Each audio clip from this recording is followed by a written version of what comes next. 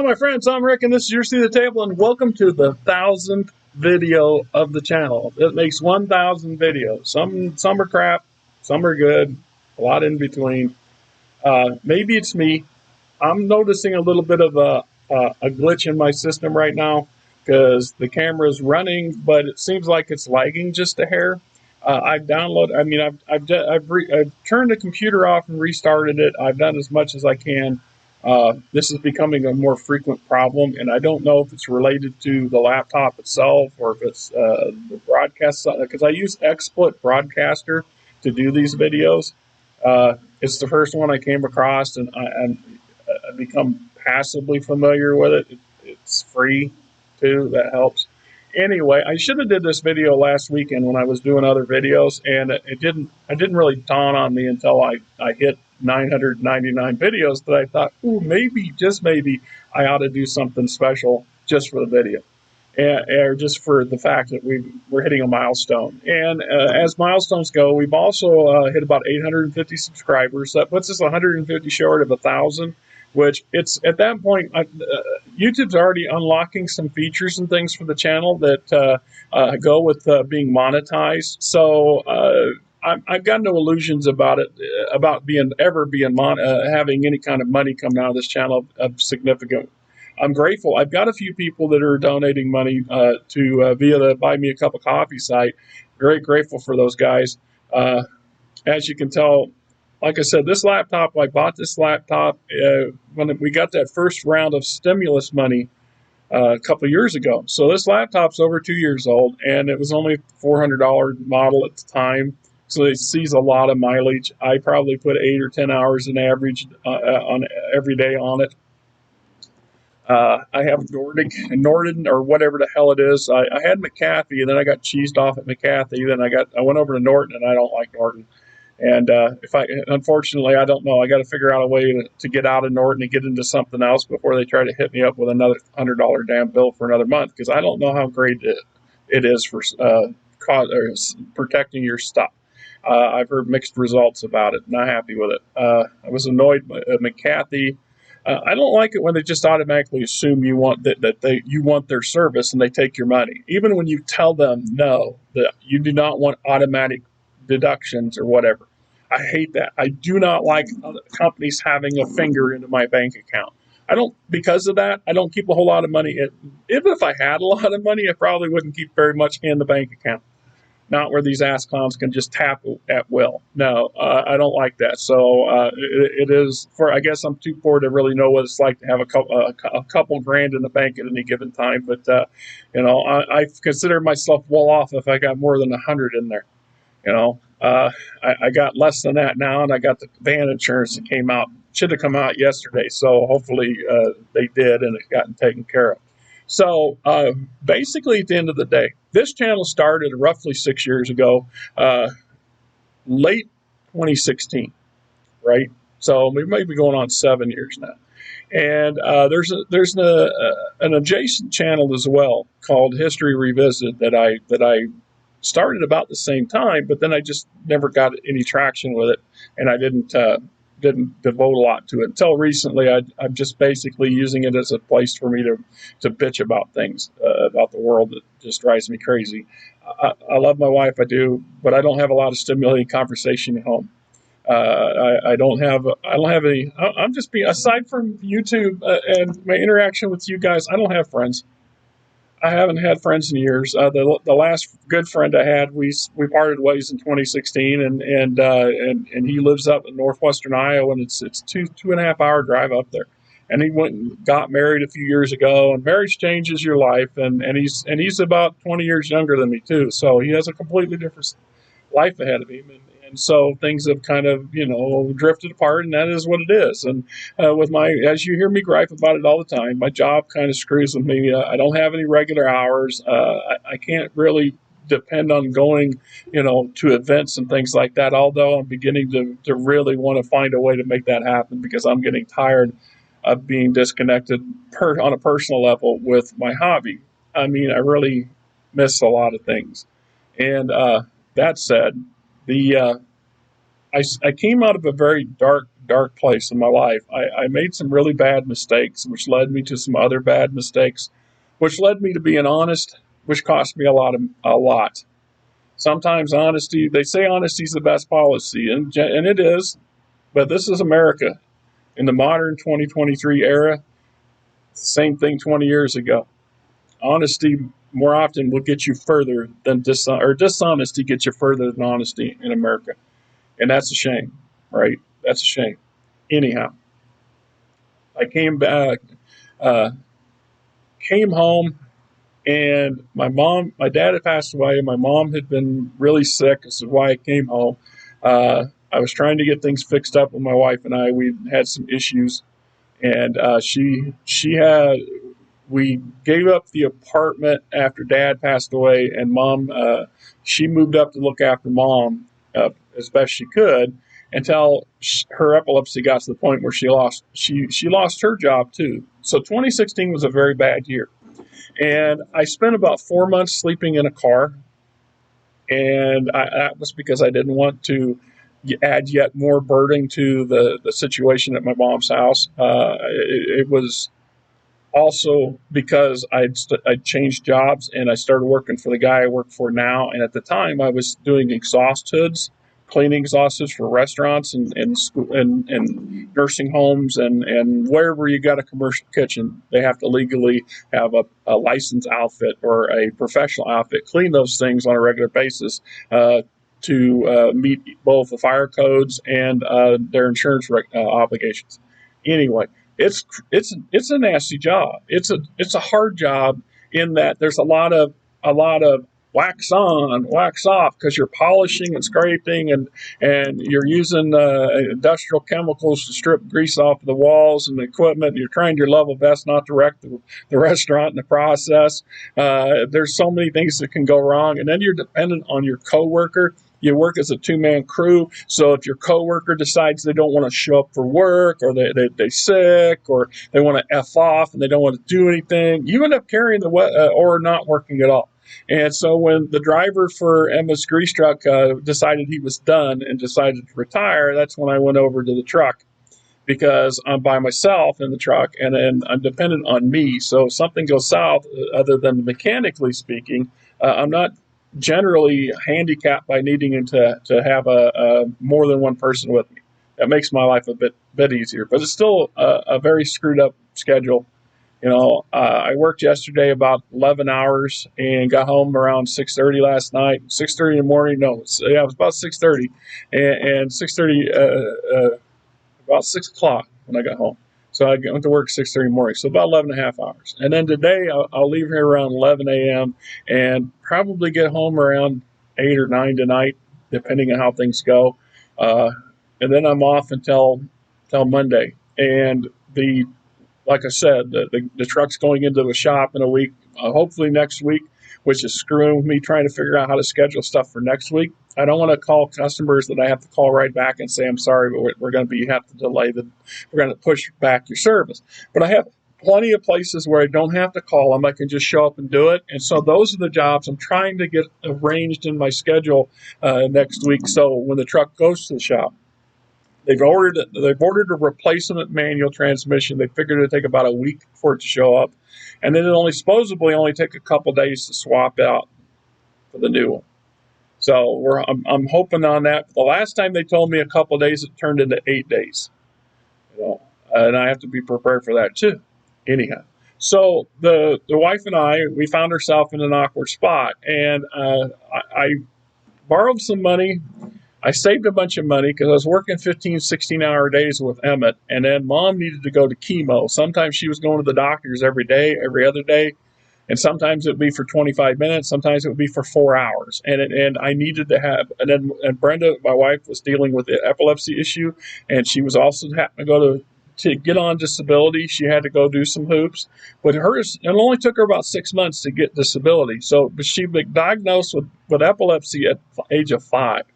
What bothers me is that, well, do your own research on epilepsy if you want to know. Because my wife's got issues, and it gets worse as she gets older because of the epilepsy. We were not in a very stable place for a long time, and that was my fault. and I made some horrible mistakes, and my whole family paid for it, and I paid for it, and it took me a long time to get my act together and get my head straight, and then I had to try to fix things, and I think we're doing well. This is the best we've ever done in our lives, and that's a shame because I should have done this 30 years ago when we got married. I should have been a much more proactive person. I found 100 excuses to justify being a lazy fuck who didn't want to do anything. I mean, don't get me wrong, I worked and stuff. I just convinced myself that I could never buy a house. I couldn't do this, couldn't do that. I grew up in a very negative situation. Once again, I don't want to bog that down on the video, but it's hard not to. My father was very abusive, mostly in a mental way. He played games with my head for years, and I didn't recognize that until I was in my 30s, and I'd gone down some bad places, and part of that's got to do with how I was conditioned as I was raised up. And then my only other male figure in my family at the time, who was supposed to be a very positive, he was very positive, always positive, but he was also an abuser in his own way. And I didn't know that for a good chunk of my younger years that I was even being abused. I just thought it was the way things were, right? I don't want to go into great detail on that either, but that caused me problems, and that led to part of the problems that led me to causing me to, between the drugs, the alcohol, and stupidity, go down a very stupid place. And I paid for it. My family paid for it. Everybody paid for it. That's what they don't tell you. They don't tell you that, it's not just you, but everybody else in the world that's related to you. That you screw up, you're screwing up for everybody that depends on you, cares about you. Anyway, so I got a couple. My sister loaned me $1,000. My mom loaned me $1,000. It was the Christmas, Christmas right coming up on the 1st of December of 2017, and no, December of 2016. And we bought the RV, and it cost about $5,000. And between this $1,000 a week job I was working because of the hours. I wasn't kidding. I was working 15, 16 hours and then getting 5 hours, 4 hours of sleep, turning around. Many times, that's why I was sleeping in the car. It was just easier to sleep at work. I just slept in mom had an old station, a little Ford Focus station wagon, and I would either park at the little truck stop up the street, or I'd park in the parking lot and sleep there. My folks lived in a town that's, a 30-minute drive one way. So when you're working a 15-hour day and you've only got 5 hours of sleep, spending an hour of it back and forth is kind of detrimental to your health. And this went on for a while, in part because of the nature of the business. It's extremely hard to keep health.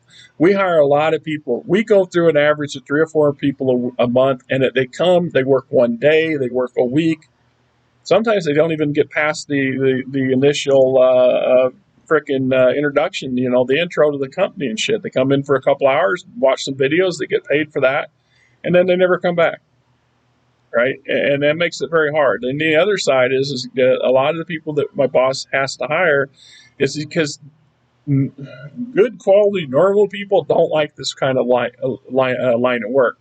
And so we hire a lot of people from work release and from halfway houses, and my boss is a huge believer in giving people second, third, and fourth chances. Sometimes that burns him. I've watched him over 7 years. I've watched him get burned many times by that philosophy, and he keeps doing it. So God bless the man for doing what he does. Then Mom tripped and fell. It wasn't planned, but the spring of 17, Mom tripped and fell and hit her head. And the house had to go into probate.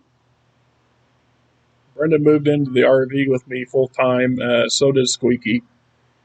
I honestly had no idea where the hell we were going to do, what we were going to go. I started looking at rent, and rent in the years that had passed, rent had damn near doubled. You can't rent anything in under $900 around here.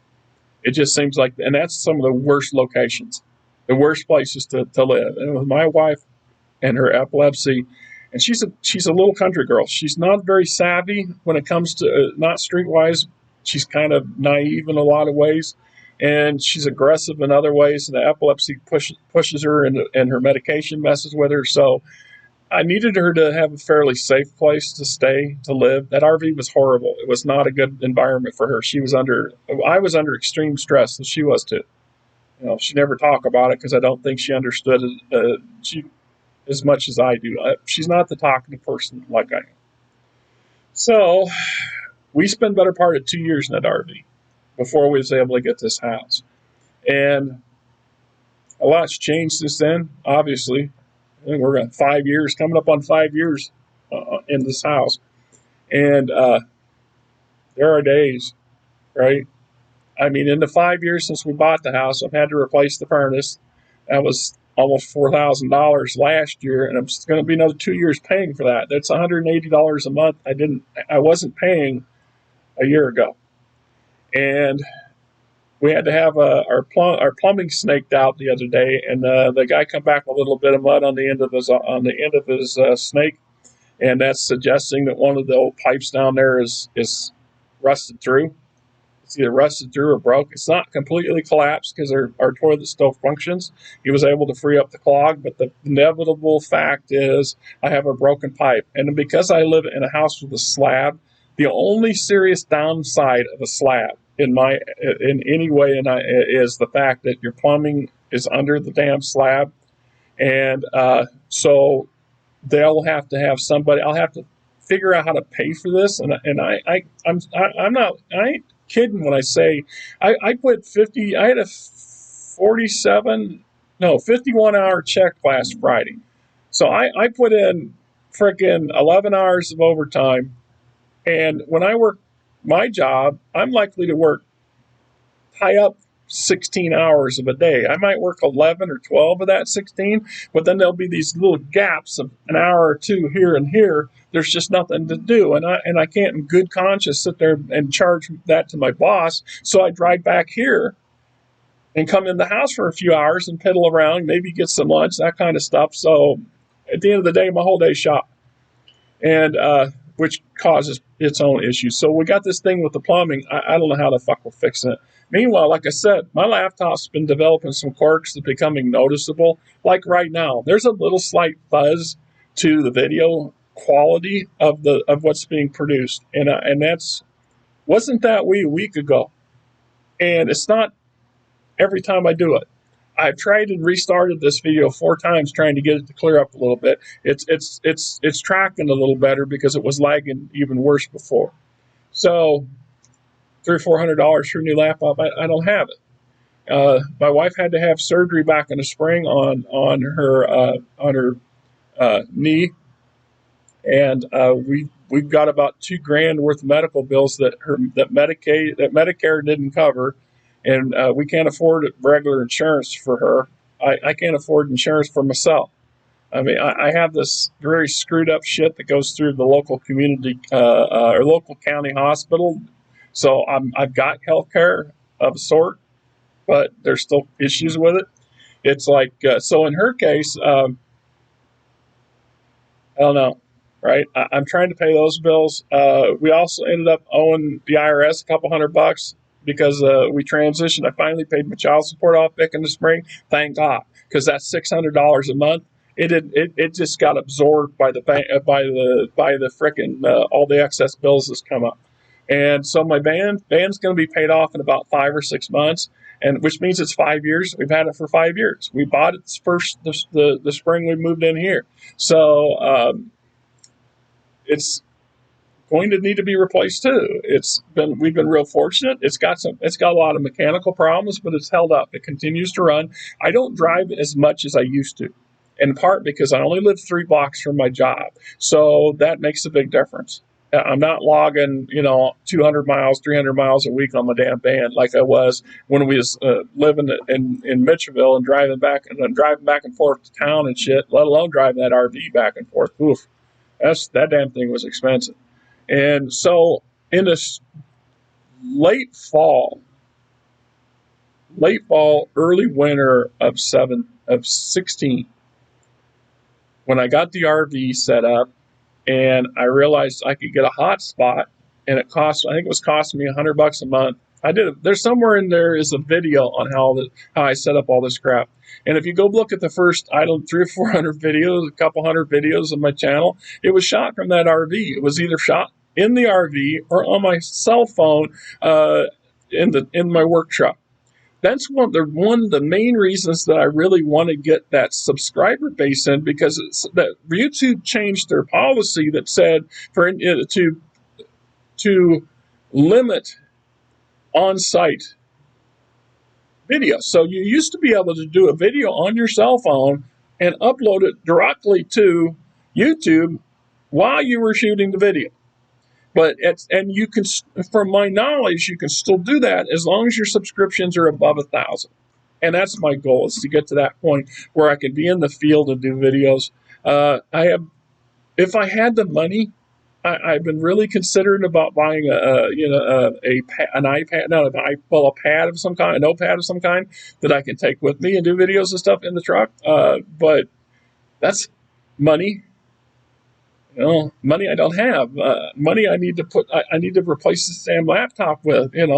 I'm just saying, money I need to replace my laptop with too. Money to pay all the medical bills that we've accrued and we're trying to pay. And not to mention the 400 cats. I mean, this one here, Sissy, she used to belong to the neighbor lady. In fact, that's where the wife's at. She and the neighbor lady went to the food pantry this morning. This last summer, things have gotten tight enough that I encouraged the wife to go to the food pantry, so the two of them go every 2 weeks. And whatever they can get, it helps. It really does help. It probably saves us a couple $100 a month in groceries, because groceries are just horrifically expensive. As you well know, everything just keeps going up. And I'm making more now than I've ever made in my lifetime, and that's the God's truth. And I could actually be making more. My boss would give me another raise if I asked for it. But I don't want to exceed a certain limit, because I need that damn access to that quote free health care down at the county hospital. So I'm kind of handicapped. So if I were to find it, if I had to go, when the time comes, and the time will come, the boss will retire or pass away. He's 67. I expected it any time. It's hard. He's 67. He weighs almost 400 pounds, and he's shorter than. And he's like 5'10". The dude's he's just waiting to croak. And nobody in his family wants the damn company. So he's either going to sell it or die, and his wife will sell it, or it just fall apart. I mean, they got this delusion that somehow they're going to get a couple $1 million. Somebody's going to come along and buy the company for a couple $1 million. When the only true value in the company, aside from the employees, is the customer base. Well, in our business, the customers will have no choice but to call somebody else. If we can't schedule them, then they will have to go somewhere else. And our competitors know this. There's no incentive for them, the three or so companies that are sufficiently large enough to buy Emmett out, to buy him out. There's no incentive to do it. So unless you get somebody who's not ever been into business, wants to get into business, and that happens. Or he gets lucky, or I win the damn lottery and I can buy him out so he can retire. It's inevitable. So eventually I'll have to change jobs, and that'll be a whole other nightmare when it comes. It's one of the reasons I haven't ran out. I've had opportunities, and I've seriously thought about going and looking and getting another job. I could be driving a dump truck or a cement mixer for $25-$30 an hour. And they have benefits, which would be an important thing for me. I would need to have that health benefit shit to go along with a decent paying job. So what keeps Brenda and I afloat is my overtime. She gets $1,000 a month from her disability. That's half of what she used to make working for Casey's, which is a local convenience store, if you're not familiar with that, here in the central Midwest. So such is the life. And I started doing videos because I have this collection of stuff, and I love the hell out of it. And I haven't, at that point, it had been 3 or 4 years since I'd actually had sat down at a game. I used to play quite a lot, and that went on until I want to say 2013, 2012, 2013, no, about 2014. I had a regular group. We played every Saturday night or every Friday night, and and we 3 or 4 hours a night. We did, and somehow it was always me being the game master because nobody else wanted to do it. Some of them would play for, they'd want to run a campaign that would last 2 or 3 sessions, and then they would get frustrated, bored, tired, or just didn't want to do it anymore. They wanted to go back to playing, and so you got to kind of have a bit of you have to be a bit of a nut to want to be a game master or dungeon master. You do. But this is one of the reasons you end up with a pile of stuff. So I started doing videos, and they were very, very bad. I admit that. There's still some of them I deleted. Most of them are still out there. You hold up a book and then read to it, and I kind of show stuff. It took me a while to figure out how to do a down rig, and I got a video on how I did that. And it was kit bashed. It worked. I got a much better setup than now. That I got a permanent place and a table I can leave things hooked up. So I got my little elevated thing I do most of my videos and stuff on in the art room in there, and it's been pretty good. I also signed up for a Facebook channel called the RPG Brigade, and it really engaged me. It was through that it was through interacting with some of those fellows on there that I really kind of got out of a funk and started to reopen my books again. And at that point, I said, I want to share this stuff. And the brigade every year does this 30 days in August kind of thing. So every day has a different theme or a different watchword, and you're supposed to do a video, and it's all related to gaming in general and our experiences for being gamers and things like this. And so I've got a couple of years worth of those on there. So 60, 90 of these 1,000 videos or those type of videos. And they're mostly for responding to those one window question kind of thing. How would you handle this, or what would you do this, or what does religion look like in your world, and so on and so forth. And but they serve a number of purposes for me, and it got me started on this channel. And I just kept at it. I kept plugging away, and things got a little better. And for the first 4 years, I had very few. The subscriber base very slow. Growth was very slow, and it's understandable. A lot of people out there doing far superior stuff. I cannot even begin to hold a hat of some of these guys and their abilities, and it's a huge difference. If you know Red's channel, one of the reason Red's BattleTech channel is doing so goddamn well for him, in part, is because he's able to devote 100% of his time to it. That's his career, his job right now. He's actually been sufficiently lucky enough to generate a huge subscriber base. And considering the game industry in general, and the fact that he's targeting specifically one game system, BattleTech, puts a lot of disadvantage to him, because he could be covering other things and have multiple channels and double down, but he's devoting all of his time and effort to creating the best material he can create, and it shows. It's very good. It's like the Black Pants Legions for BattleTech. Their videos are top notch. Tex, Jesus, right? He's like a watchword, the BattleTech community these days. But in fairness, he's a professional voice actor, and he has a crew of people. He has some volunteers or other people who are all part of the crew that do a lot of the work behind the scenes for that channel. So it's a collaborative effort that's paid off. And for the most part, the money that they generate goes to charity. I'm not saying that they don't cover their own expenses. I'm sure they do. But any actual quote profit, most of it is given away to charity, which is incredible. It's a great thing. So the fact I kept last year, about a little over a year ago, I started moving, of course, individually through my various type game systems in my collection, and at this point we've exceeded about 60% of my collection. That's the honest truth. I started doing BattleTech videos, and now I understand Red better. I understand why Red's channel grew as fast as it did, because the BattleTech community is very vibrant, very, very healthy, and very engaged. Very engaged. I'm grateful for every one of you guys and gals, every one of you. And I've had a couple of you been very generous. You've sent me gifts. You've sent me donations for the channel. I've had a couple of people donate some money. I've got about $100, on buy me a cup of coffee towards my next laptop. I mean, I still need about $300. I don't think that's going to happen this year, but I'm trying, and it just is what it is. I'm going to pray my laptop holds out until then. And it's more like 500 because it'll be about $400 for a decent laptop to do what I need it to do, to be equivalent to the one I got, the one I had before, and about $100 to put that stupid damn freaking antivirus software on there. So you have to account for that stuff too, because it comes out of nowhere. It's like my damn plumbing. At some point, I'm going to have to hire a guy with a camera to send a camera down my pipe so they can locate where the hell this broken pipe's at. And according to the plumber guy, he figured it was about 13 feet in. The problem is that pipes tend to do this kind of stuff under your floor, so 13 feet isn't really that long.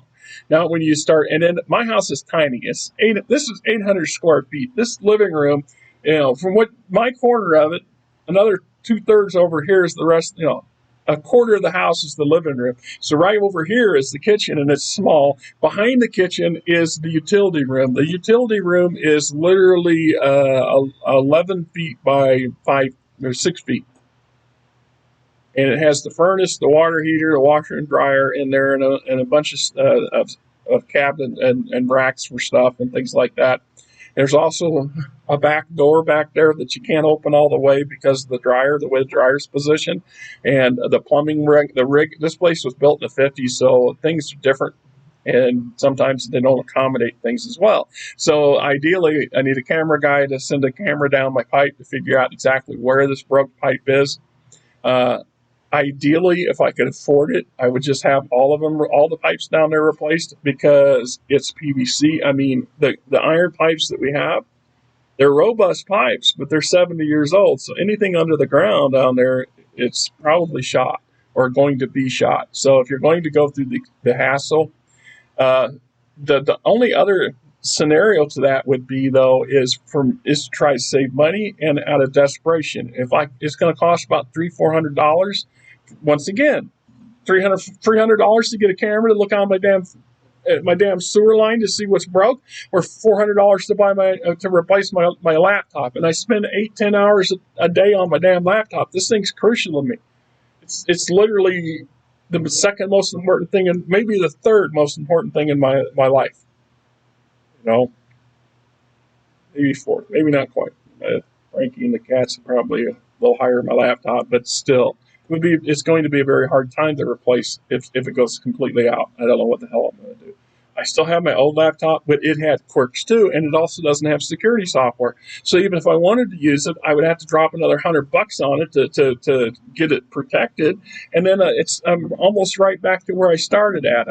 It'll give me a slight reprieve, but it still has problems, and so these things aren't designed to last 10 years. And meanwhile, I have to count in the fact that all the cats in the house, the cat hair gets into everything. At least once a month, I got to take a shop vac around and vacuum the back of the fans and the fan above and stuff because they're just covered in cat hair. So you've got to know that cat hair is getting into all the electronics too. And every now and then, this fan on this laptop will kick on and gets noisy. So I mean, it's just it is what it is. So, like I said, we're doing videos, and the channel's growing, and I'm grateful for that. I'm grateful for the attention. And I don't mean it from the fact that I'm some kind of attention whore or something. I'm not. I'm just grateful that I have some regular people, and I enjoy talking to you guys. Whenever you comment, I always reply to your comments if I notice them, and I try to notice all of them. And then I'll go back through videos for one reason or another looking for shit, and if I see things that I haven't replied to, then I'll reply to it. I mean, I try to, and I love engaging in conversation, even if it's in short quips on the damn, on posts. Well, so be it. And so I expect to do a lot more videos, but you can't see all these stacks right here. Okay, here's a pile of BattleTech PDFs that I've had time to print and bind. And here's a whole stack of PDFs up here that I printed out and haven't got around to binding them up yet. And I still got probably 20, 30 more to go. I mean, I had one fellow that was extremely generous to me, and I'm grateful to him. And he asked for me not to share that information and stuff, which I'm doing. But the fact is, he gave me access to probably 90% of the PDFs I've been doing videos on lately is through him, and I'm grateful for him. Meanwhile, I've still also, which you can't see from BattleTech, is this whole section from here to right here on my hand at. That's all. Those are all still hardback from the old-fashioned days that I had yet to get to. I'm working my way through them a few at a time, so there's still a lot of BattleTech to go. Plus, BattleTech as a world is so rich. There's so many things. I've got a lot of probably 10% of my videos for BattleTech are not on the material itself, but in the game itself or about the game. And I'm working my way through my second edition Dungeons and Dragons stuff. I'm finally getting through the source books per se. I have a handful down here that I've already done videos. They're waiting to be posted. And I still got a couple more on the shelf. I got the Drow of the Underdark and Pirates of the Fallen Sea of Fallen Stars or something sitting here. Plus, then we start getting into the actual core books that I'm not 100% sure. Some of these were second, some of these are 3.0. And some of them are not quite 3.5 because I got the Fiend Folio and a couple other books in here to do. And then that would lead me to third edition, which I have quite a few. And I have a lot of Forgotten Realms material yet to do. Some box sets down there and a bunch of all the modules. I never was a big fan of modules unless they served a purpose. Like in Middle-earth role-playing game, as I've said over and over, just about every adventure module they came out with was just it was a smaller picture of the bigger picture, so you wanted it because it filled in the blanks. Whereas in Forgotten Realms, I bought a number of them because it's nice to have modules. You have a ready-made adventure to go on a lark or a whim, or you just want to, you want something different. You can grab one of these off the shelf and boom, take off with it. And they're worth having for that reason. But the reading material in them were very good at the time too, which was another reason I bought them. It's the same reason I bought so many damn novels. I probably got 60 BattleTech novels, over 100 Star Wars novels, and probably 40 or 50 Forgotten Realms novels that have survived various storage and moves and other things over the years. So people are like, why do you keep them all? Well, because I read them. I don't think I have any books here that I haven't read at least twice. And some of them I've read quite a few more times than that. I mean, I've always got a book. I've got one in the truck. I've got one in the bathroom. And I got one in the bedroom. So I'm always reading, if it's only a page or two at a time.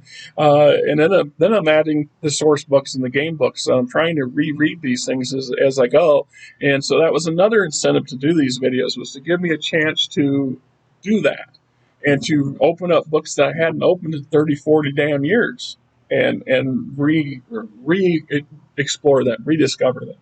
And as I say, if you come across this older stuff in garage sales at wherever, your game store has a used bookshelf, by the love of God, these are great books. Get them. They're even if they're 3 generations, 4 generations old compared to the current set of rules. The fact is the material in them is still good. And it also gives you a great understanding of where we came. Why this stuff is as elaborate and as detailed as it is now is a big part of where we came from. And everybody, when I was a kid, that really loved this stuff, dreamt of making their own and creating something that could get published, etc. And every now and then, one of y'all out there will actually achieve that. So that Mr. Eric Bloat of Mr. Bloat Games, for example, that man decided he was going to do this and going to do this, and then he got to the point he says, "I'm going to start a business," and he started a business, and now it's sustaining enough that he can do it full time. That man's living an extreme dream. A lot of us drum it. A very, very few got an opportunity to pull it off. I am a huge fan of Mr. Bloat because of that. I've only owned one of the games his company puts out because, no offense to his stuff, I've got enough of that stuff. I don't need yet another system of that stuff. This is the same reason I didn't buy Pathfinder, and I didn't buy, I had Rollmaster, and I have Dungeons and Dragons, and I have the Middle-earth game system. I have 3 fantasy systems. I don't need any more. Unless it's completely different genre, I really have no real reason to get a fourth system. And at my age now, no. I have quality is as important as quantity. It wasn't always that way, and so we're still working our way through. Like I said, I got the rest of third edition. I don't think I have any fourth edition shit at all. And then I got my what little fifth edition I've invested in. There won't be another edition of Dungeons and Dragons. I'm sad to say that. My whole life, I kind of really itched for Dungeons and Dragons to be a digital sandbox like we can envision it to be today. Back in the day, that was such a fantasy, it wasn't even funny, but it was a common theme amongst a lot of us younger gamers when the video industry was just getting started, and we saw the potential for it then. I was always a dreamer, and I could imagine so much stuff, real world and in fantasy, and that active imagination, sometimes overactive imagination, can cause you problems. And so there's those to go, and I have Shadowrun, of course, which is quite a lot. I really like Shadowrun, and then that's it, very much. I think there's at that point we're talking probably another 2 or 3 years worth of videos to do for the channel. At the end of at that point, the only thing will be anything new I do buy. I have bought some new stuff for BattleTech recently. Every now and then I find when I have it, it's rare that I have extra money these days. This last year, I mean, it's been really, really tough. It's been a long time since I've been this damn poor. I mean, I use that term loosely because there's people in the world that are far worse off than I am. People that live right in my neighborhood that are far worse than I am. But that doesn't change the fact that I'm not living an extravagant lifestyle. My wife went to the food pantry today. I'm going to go out and work my ass off today, and then I'm going to go up to the shop and then find stuff to do today because I need to get that 40 hours in because I know next week I'm going to get shorted. The downside is I'm going to have next week's check's going to be we're going to be the Friday after this one is going to be very bad, and we're coming up on Thanksgiving too, and so we have to prep. We have to buy whatever we're going to buy a couple weeks in advance. We need to start buying this weekend to save for because Thanksgiving comes the day before I get paid on that week, and and I don't want to get my check. Getting my check on Thanksgiving is pointless. So and getting it Wednesday, well, the check's post dated for Friday, so my bank is okay to look at it. If I come in on a Thursday, they don't check it, but if I come in on Wednesday, somebody might. I don't want to put. Not to mention the fact that the company payroll is. I don't want to be hitting the company payroll before everybody else is supposed to. I mean, I'm not trying to I get lucky. My boss's wife, then they'll give me my check a day early sometimes if I ask them. Generally, it's just because, so for example, Friday, tomorrow, I'm working this evening and then I'm off tomorrow. So there's just nothing to schedule. I mean, in argument, I could schedule more work that I may miss next week, but I've been working my butt off for the past 5 weeks. I've worked every weekend for 5 weeks. And when you work Friday night into Saturday morning, so you work at 8 o'clock at night until 5 or 6 in the morning, and then you call that the rest of that day a day off, and then the next day, so Sunday, I go back in the evening to do yet another overnight job. So by rights, I had no weekends off. I had Saturday evening off, yes, but I worked all night Friday and most of Saturday a.m. and slept the rest of the day, half of the rest of the day. So for all intents, and then the rest of when I did get up, I was just groggy and tired and not motivated to do nothing. And then then Sunday morning, I got up and I made breakfast and I did some videos and stuff. And then I took a big long ass nap because I was going to be out all night doing another job. And that's how it's been for the past 5 or 6 weeks. And this goes in cycles. So we've been in some feast months. Now I'm coming up on a famine month. So the month of November is going to be kind of thin, which is mixed with that holiday is going to cause me some grief. And it's important that we stock up now. It's like my cupboards. The wife bitches, we can't get nothing else in the cupboards. We got too much stuff. Well, we do right now, but not forever. And it sounds like the wife. Until next time, guys. No, that ain't the wife. I said it's a bit too soon. That's little Missy trying to get out the door. I did videos on her. She showed up a couple months ago. She's still way too damn skinny. We got her the Airwell last week. She got herself fixed. Now the goal is to try to gradually introduce her to the rest of the cats, and she's either going to come into the house and join the other damn 6 cats in here, which, you know, we are way at our limit for cats. We legally are in an area where we can have 50. I don't recommend that, but we could and probably get in trouble and make enough news. And then we have 6 more that live in my garage. So she'll either adjust to the indoor cats, or she'll go to the garage and join the outdoor cats. And the downside with the outdoor cats is I get tired of picking them up and burying them. The damn traffic out here is terrible. You know, I mean, it's once a year we're burying one of them, and it's hard. It's hard to get to know them and name them. You feed them and you take care of them. You fret about them. You try to help them the best you can, and then you bury them. That's life. You just make it any simpler or easier, but it is. You know, it's like my mom's cat Squeaky's in there on the kitchen table. She's pushing 20 years old. She's between 18 and 20. Nobody's 100% sure just how old she is, but backtracking the time puts her around 18 to 20. And she's really skinny now. She's lost a huge amount of weight. She's still eating. She eats, she drinks, she sleeps most of the day. She'll eat and fall asleep in the food bowl. And other people will tell you we should take her in and have her put down. This makes me sound cold and callous. I can't afford to take her in and put her down. And if I took her to the ARL, we'd have to surrender her to the ARL, and then they would put her down, but then we wouldn't get her back. And something for me that seems that we need to bury her at home down in the little garden. We got a little rock garden pet cemetery down there that's full of stray cats and one pet cat and a couple of my sister's cats. You know, and some of these in here will end up down there at some point too.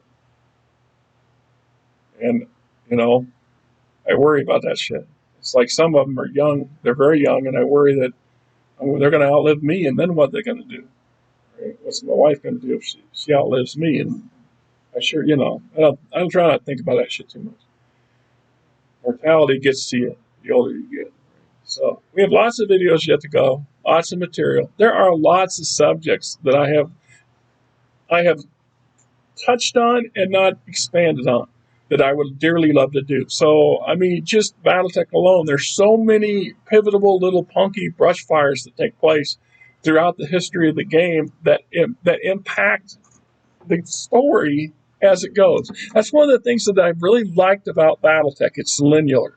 They have done a damn good job of it continually pushing forward, and you know, they do some what they call time skips or leaps or whatever. Every now and then they skip, and they did a really bad one when FASA went out of business, and FanPro or WizKids got the franchise, and then FanPro got permission from WizKids to do whatever it was they were doing. There was a lot of disconnect and miscommunication between the two camps that led us to some pretty screwed up shit. I mean, Sissy here's laying on top of one Jihad hotspots. I just kind of finished grinding my way through over this past week. I'm going to be doing a video on it soon, and I don't like the style of these Jihad books. I do not like them at all. They're very hard to follow, and I'm pretty acute when it comes to this stuff. I get it. I'm pretty good about absorbing the material, but when you got to read stuff in short bursts, when shit's all over the place and there's no rhyme or reason to it, it's hard. It makes it much harder. I would have been disappointed with this material when it came out. It's great because I didn't pay for this. This one was one of the PDFs was given to me by this individual. It's awesome book, great material, but the way it's laid out, oh my God, it's horrible, and it's what it is. So in this case, you know, it's one of those that I'll be doing a video on in the near future. Like I said, there's so many other stories and things going on, and because it's linear, the story continues. There's still and I'm still invested. I'm still engaged in this game system, and enough so to be on the occasion when I get lucky to have an extra $50 that I absolutely cannot. I will order stuff. I will order a novel every now and then. I will order a core book every now and then. My huge investment for this past year, for any of my game related material was that Kickstarter for BattleTech, the Mercenary Kickstarter. I spent just a little over $200, which is just hideously expensive for me. That all went on a credit card. Credit cards that are nearly maxed out these days, and yeah, there's about $400 a month in credit card bills I pay every month, and I pay them. I got a really good track record for paying my bills, by God. But sometimes at the end of the day, you have to prioritize this, and by the time you get down to the very end, it's the wife and I, and that's our groceries. You know? So when I hear stories about old people making decisions between food and medicine, I'm understanding that. Right? I have a prescription to pick up down at the pharmacy at the county hospital. It's called Broadlawns. Down at Broadlawns, $27, $26, and that's because their pharmacy has an in-house thing that's a massive discount for poor folk. That's me. You know, it's like I have Medica, which is some of that Obamacare stuff, and I use that term loosely because I know it's got a proper name. I just don't remember it half the time. So it costs me $90 a month, and it has a $7,500 deductible. $7,500. I might as well not have insurance at all. And this is costing the quote government almost $500 a month for something after my 90 to this punky insurance. So they're paying $6,000 a year based on my taxes, which is one of the reasons my taxes end up owing money on taxes, because you have to guesstimate how much you're going to make this year, and that's how much you apply to the thing. And if there's an overrun or whatever, they hit you with the difference on the tax side of shit. And I don't know. Meanwhile, the county hospital has a supplemental stuff, but you have to have the main Obama stuff to qualify for the supplemental stuff, and the supplemental stuff will cover the deductibles that the Obamacare don't. Go figure that one out. So the county hospital charity is paying that first $7,500 of my medical expenses. Thank God. Now, my medical expenses are $90 a month. My wife's, on the other hand, lots of medication for epilepsy and other issues, and some of those that one epilepsy pill alone is like $700 and something out of pocket every 3 months. And the reason I know that is because we have a supplemental prescription insurance for her that costs $32 a month. And the downside is it has about a $600 deductible, $500 deductible. So that starting into January 1st, which is not too far up the road, January, February, and into most of March, all of her prescriptions we have to pay out of pocket for cash. And so we've had to set it up so her prescriptions are every month. So that $700 is for a 90-day supply. So you divide that, it's like $2 a fucking month that we have to come out of our pockets for. And so all summer long, I was mowing the strip club next door. You hear me make comments about it every now and then in some of the videos. Thank God. I was hoping Earl would let me have him mow one more time this fall, but it hasn't happened. The grass didn't grow that much, and we've got a lot of rain now, and now we got snow coming, so the odds are it's not going to happen. As a matter of fact, I'm going to start looking at getting things prepped for winter and stored. The downside is I got a garage full of cats, so I can't open my garage door to bring my shit in and out like I used to, because it stresses the Brenda out something fierce, because the cats get out, and then they run around, and then she spends the rest of the day trying to pick them up and get them back in the damn garage, and worrying about them when they're not. Pretending like she's not worried, but then she is. And then I'm out driving around at 3 a.m. and make sure they ain't laid dead in the street, because I get worried because I'm a sap. So, or I'm just that way. I'm an animal person, and I always have been. The fact of the matter is, that the first $500 of that mowing, $100 every time we mowed, so the first 5 times we mowed went into a special stash for Brenda's prescriptions. First year that happened, we got caught flat-foot. and it was bad. It was real bad. Now that we know that's how we have to deal with it, we prepare as best we can and roll through the year to put money back towards that. So we have that put aside, so it won't impact as much, which means in the spring we start that all over again. So if we can't, usually after her prescriptions start kicking back in again, and at that point we stop whatever's in. I always tell her if it's cheap enough, if your prescription is under $30-$40 to use our grocery money to pay for that, and save that stash money for the big ones. And so whatever's left over, we then start refilling it for the next year. And it takes most of the damn first half of the year to get there. I didn't have her stash filled out until almost 4th of July. And then the next $200, the next two times we mowed, that was money we put aside to go to the state fair. We only do one thing a year anymore, and the state fair has been a big thing for me my whole life, and my wife and I have been going to the state fair since we got started dating. We used to camp out there back in the day, so I look forward to going. We spend about half the day tromping around the fairgrounds and sweating our butts off, and go see a bunch of crap and usually buy her a new purse or something. So I allot that. Oh, she's back here. So until next time, guys. Let's wait for the next 1,000 videos, right?